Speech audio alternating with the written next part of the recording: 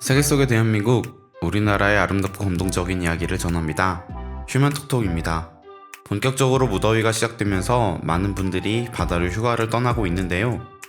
최근 해수욕장에 때 아닌 공포 분위기가 몰아치고 있습니다. 이유는 다름이 아닌 해파리 때문인데요. 지난 13일 오후 인천 을왕리 해수욕장은 피서객으로 붐벼야 하지만 해파리 공포로 썰렁했습니다.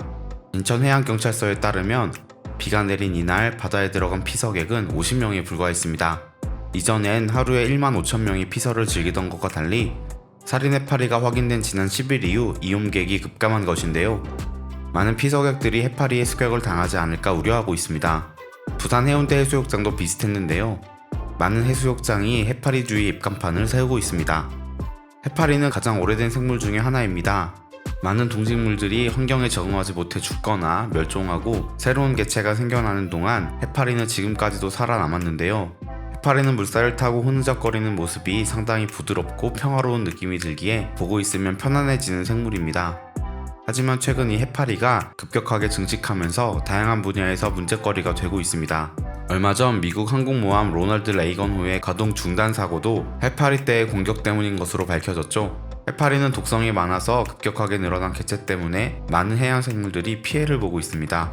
해파리의 공격에 매년 수십만 마리의 송어와 연어가 죽어가고 있고 물고기 양식장 등도 마찬가지인데요. 이렇게 우리의 삶과는 조금 먼 곳에서부터 발생된 문제가 이제 우리의 삶에 가까이 온 것입니다. 해파리의 촉수는 래시거드를 찢은 만큼 아주 강력합니다. 만약 바다에서 해파리에게 쏘였다면 빠르게 대처해야 하는데요. 만약 수영 중이라면 즉시 나와서 119나 112 혹은 현지 응급기관에 알리는 것이 먼저입니다. 다음으로 상처 부위를 바닷물이나 식염수로 씻어냅니다. 절대로 수돗물이나 소주 등으로 소독하면 안 됩니다. 세 번째, 신용카드 등으로 남아있는 침을 긁어서 제거합니다. 네 번째, 만약 구토, 호흡곤란, 의식장애와 같은 알레르기 증상이 있다면 약국에서 약을 처방받아야 합니다.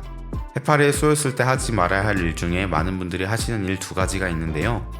첫 번째, 가렵다고 환부를 긁는 일입니다. 긁다 보면 자포가 옮길 수 있어서 절대로 하면 안 되고요. 두 번째, 환부의 독을 입으로 빨아내는 일을 하면 안 됩니다. 이것은 매우 위험한 행동인데요. 환부의 독을 입으로 빨아내면 2차 감염으로 이어질 수 있으며 심하게는 빨아낸 사람도 위험해질 수 있습니다. 그렇다면 왜 해파리가 이렇게 늘어난 것일까요? 해파리가 크게 늘어난 것은 온난화 현상으로 바닷물의 온도가 올라간 것도 영향을 끼친 것이 맞지만 주요한 원인은 해파리 포식자가 급감한 것입니다. 어족자원 남획이 해파리 대량 출현이라는 재앙을 부른 셈인데요.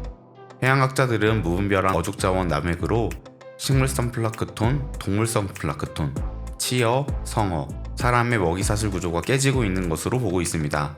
천적이 사라지면서 해파리는 포식자의 지위만 누리고 있다는 것인데요. 그런데 과거 한국에서 이 해파리를 완전 퇴치했던 사실을 알고 계신가요? 한 어부의 우연치 않은 발견으로 인해서 동해안 어촌에서 해파리가 박멸된 사건인데요. 몇 년 전 물고기를 잡던 어부가 신기한 것을 발견합니다. 그물에 해파리가 걸렸는데 그물 속에 있는 다른 물고기들은 해파리의 독에 죽거나 마비되어 있었지만 오직 토종 말쥐치는 해파리를 물고 있는 상태로 발견된 것입니다. 실제로 쥐치는 해파리의 천적 중 하나로 알려져 있는데요. 옛날엔 그물을 망치는 고기라 어부들이 가장 싫어하는 생선이었지만 쥐포를 대량 생산하면서 요즘은 거의 씨가 마른 생선이 되었습니다. 쥐치의 갭체수 감소가 해파리 증식의 원인이라고 불릴 정도인데요.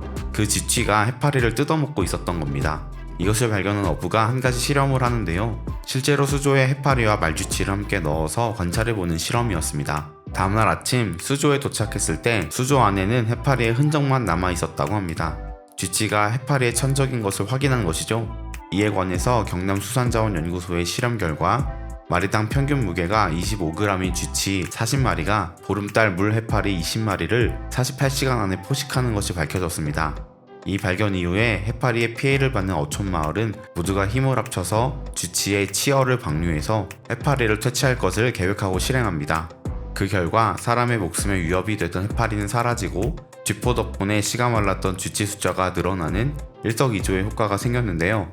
과거에는 천대받던 쥐치가 이제는 우리나라 바다 생태계를 지키는 수호신이자 귀중한 먹거리로 대접받고 있습니다.